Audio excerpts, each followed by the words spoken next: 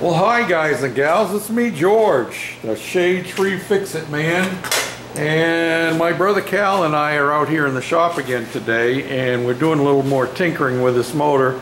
And as you can see, we have the shroud off the top, and we have both of the coils are disconnected, although stuck to the magnet, and there's one of them, and this one appears to be fine outwardly. There is an issue possibly with the other one, and let me see if I can zoom you in on this, as I haven't completely removed that coil. Okay, now you see that little bubble there? That's shiny and does not have dirt on it, which means that it happened recently, and we're hoping that the coil is still good. We did, in the process of pulling it apart, pull out the wiring harness that goes to the coils, and it's a split harness, and you will notice right there that one of the diodes burnt right out, and if I roll the harness over, you will see that the wire shroud burnt right off, the covering burnt right off. And for the first coil, yep, that's the other diode, and it burnt right in half. So that's why we have no spark. And we're hoping that that is all that was smoking. We tried it again today. I tried rewiring the switch and put a different switch on, and we still have an issue, which we're going to work out, and we'll tell you how we worked it out when it comes.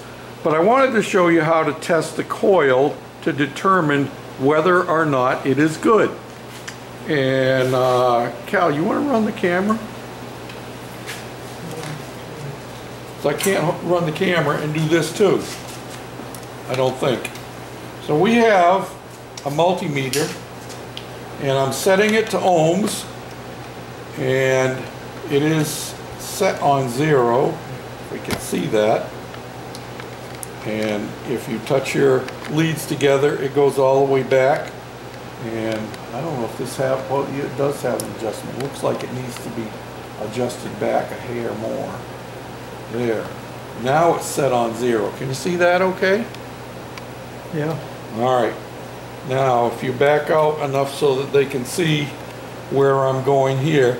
So now what we're going to do is we're going to put one lead into the spark plug wire right here, and the other lead just goes to a bare part on the coil. Yep. If I can get this to stay up here and find a good contact. There we go. Well, come on. I need to clean these coils off. But I have about 4 thousandths resistance there. And this is one out of this motor here. Now we're going to compare it with another coil that I happen to know is good. And let me swing you down here on the tire, Cal, so we have a simpler background to work with maybe. And again, I'm going to put my lead, and I don't think it matters whether you put the red lead or the black lead in. And but you want to see the meter too. Let me bring the meter down here.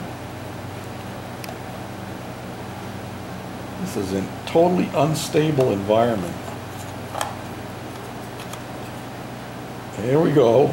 Can you see all of that? Yeah. Okay. So then I'm going to do the same thing, and we have about the same, 4 thousandths. That's a good one, and we have tested the other coil as well that was on the motor, because it has 2 coils, one for each. And you can back that out, Cal, so we see the whole setup again. We have one coil for each cylinder. One goes on this side and one goes on each side. They get bolted on like that. So you have one coil for each spark plug. So we're hoping, according to the testing, both of those coils are still good. The issue was that we burnt up the wiring harness with the diodes in it, which is a safety feature.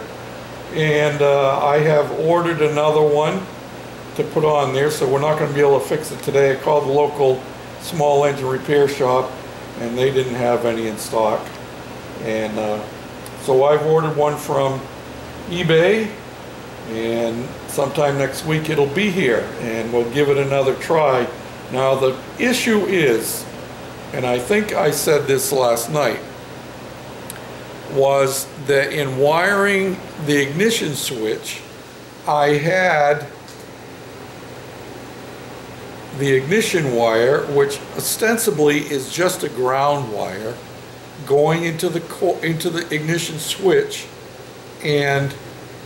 but the switch that I had in there had no place to ground it. Now let me get a couple of the switches that we're using, and I'll show you the difference. I'm going to tip. Oh, how are we going to do this so you can see it and I can see it? Because I got to see what you're seeing. Back it out some. There you go. All right, that's good. We have two ignition switches here. This is the one that came originally with the Alco Alice. This is a brand new one I bought that is supposedly the right one for the Ariens. But there is a difference, a basic difference between the two. Can you spot it? The difference is right here. This one has a ground leg that goes to the ground of the ignition switch. And I know why we had the problem this morning, Cal. So I reconfigured the plug again and plugged it into this, but I did not have the switch mounted in the frame of the mower, so it was not grounded. So ostensibly I was still running power through this into the coils because I smoked the wires again this morning. So we're gonna do a little more testing and rewiring, and this time we're going to use a meter instead of waiting for wires to burn up. But I'm thinking we're going to go back to this original one that came with the Alco Alice, and I've sandblasted the back of it to clean up the contacts pretty good. It was a lot of rust and stuff, but I think it'll work just fine.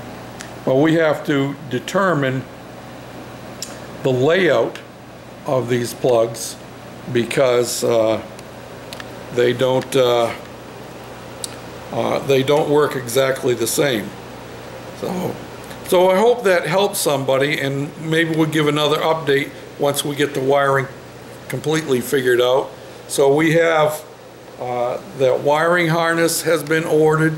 I have ordered the new neutral safety switch for the transmission shifter, as well as the little rubber boot that goes with it. And believe it or not, that little switch cost $40. And you can't get a generic. There is no generic available. So that's where we're at on our project. Hang on to your hats, and I haven't got one on, neither does Cal. So we're just kind of going like this. Till next time, this is George and Cal saying thanks for watching. Bye now.